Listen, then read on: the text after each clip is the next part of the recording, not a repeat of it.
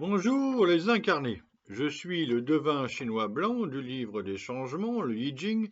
Bienvenue dans l'unité de l'humanité en portrait énergétique où je vous transmets cette connaissance sacrée et vivante. Aujourd'hui, nous allons parler de l'énergie 25 Innocence de Mélodie Gardot, née en 1985 aux USA. Pour ceux qui ne savent pas, c'est une chanteuse de jazz, blues et soul, devenue aussi auteur, compositeur, interprète, et qui joue un peu de guitare et un peu de piano. Cette énergie 25 de l'innocence est composée en bas du tonnerre et en haut du ciel. Sous le ciel, le tonnerre circule et agit. Je vous donne dès maintenant ma liste de devinettes des personnes qui vivent ou qui ont vécu dans cette énergie 25 de l'innocence parce qu'elle va intervenir avec le reste du texte. Jésus de Nazareth s'est incarné sur Gaïa dans cette énergie 25 de l'innocence. Mais il est aussi un maître ascensionné qu'on appelle Yeshua ou Sananda, une grande puissance énergétique, une grande conscience, dédiée à la Terre aussi et aux terriens. D'accord. Il y a aussi Léonard de Vinci qui a réussi l'impossible, c'est-à-dire à représenter, à peindre l'innocence, notamment dans la Joconde. Il y a aussi le médecin de l'âme Carl Gustav Jung, le chanteur Christophe, Serge Lama, Arnaud Métivier dit Nano, qui est un accordéoniste, et au féminin, on a Lara Fabian. Pour cette énergie 25, il se pose la question de la traduction.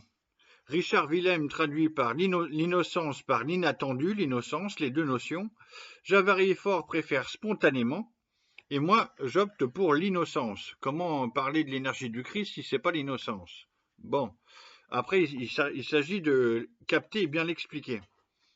Parmi les 64 énergies de l'incarnation, l'énergie 25 innocence est la seule à être nommée par la négation. On ne peut pas la nommer directement. Comme le silence, par exemple, on ne peut le nommer que en le rompant. D'accord. En parlant, en tout cas, si on le nomme en parlant. Cette énergie 25, innocence, s'écrit en chinois avec deux idéogrammes, Wu, Wang. Wu signifie justement cette négation, non, ne pas, négation. Et Wang signifie vain, téméraire, mensonger, à tort, à la légère, sans fondement, désordonné, insensé, déraisonnable. Ça, c'est le côté un peu fofolle, déconneuse et bonne vivante, facétieuse, dirait-on, de Mélodie Gardot. Mélodie Gardot a raconté l'anecdote de sa naissance, qui parle très justement de son énergie, de cette énergie de l'innocence. Lorsque sa mère est enceinte, après examen, le médecin lui dit « Vous attendez un garçon ». Très bien. La maman peint en bleu la chambre de l'enfant et le jour de l'accouchement, c'est une fille. La mère est tellement surprise que l'enfant n'a pas de prénom pendant une semaine. Voilà donc, déjà, dès son arrivée, dès son entrée, cette énergie que l'on ne peut pas nommer, cette énergie de l'innocence de Mélodie Joy Gardot. Pour présenter cette énergie 25, Javary et Fort écrivent « Agir spontanément, c'est s'inventer, c'est inventer son attitude en fonction des circonstances. Être à l'écoute de l'instant, agir sans plan préconçu, se départir de toute idée préalable de manière à pouvoir répondre avec justesse aux sollicitations du moment.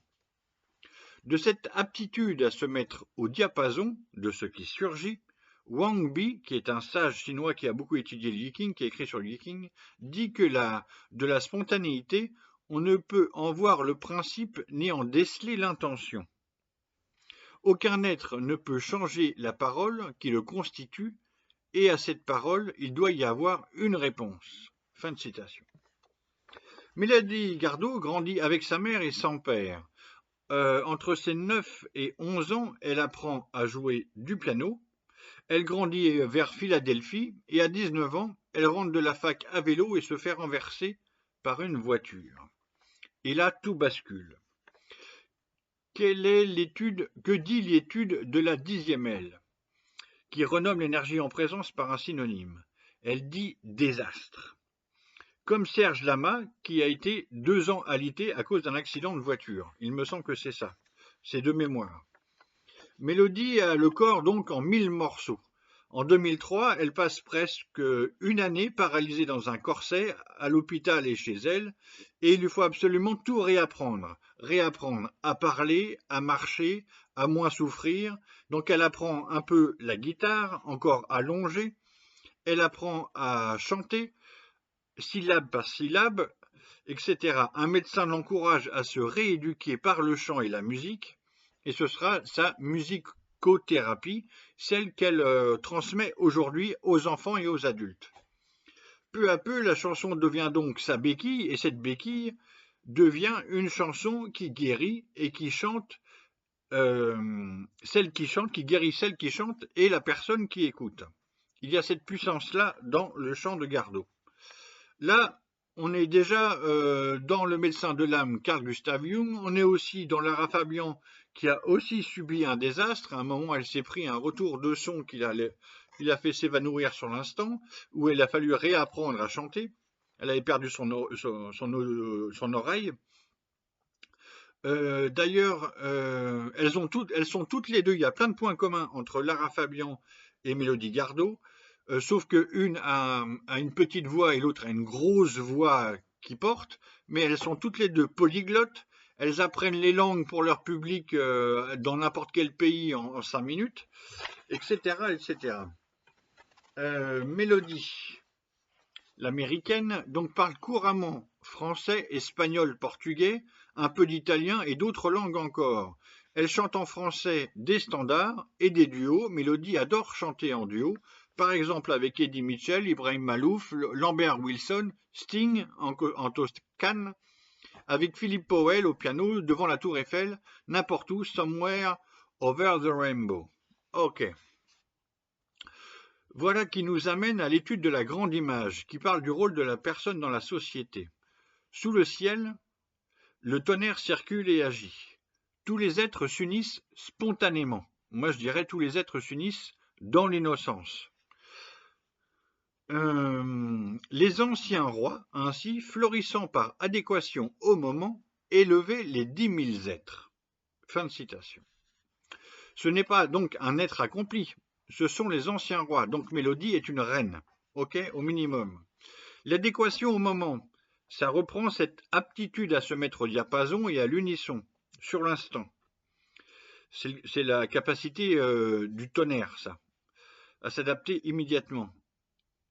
C'est donc un miracle pour Jésus, c'est une guérison pour Jung, et par exemple la vidéo de Lara Fabian en concert où son public lui chante son tube « Je t'aime », c'était il y a plus de 20 ans. Mais ça a été filmé et c'est un moment magique, qui passe en boucle sur les réseaux sociaux. Pour Mélodie Gardot, c'est sa voix, avec son vibrato très serré, capable d'improviser du jazz, du blues, de la soul, a cappella et même de la musique brésilienne. Élever tous les êtres, les 10 000 êtres, pour Mélodie Gardot, c'est une dizaine d'albums en 20 ans, où sa voix possède donc le don de la soigner et de nous soigner, de nous guérir. Je conclus par un petit quatrain divinatoire. Chanteuse américaine, Mélodie Gardot, 25, ciel sur tonnerre spontanément, vibrato serré, jazz, soul, blues, suite accident, expérience des langages musicaux. Voilà. Et vous, quelle est l'énergie de votre incarnation? Bon dimanche.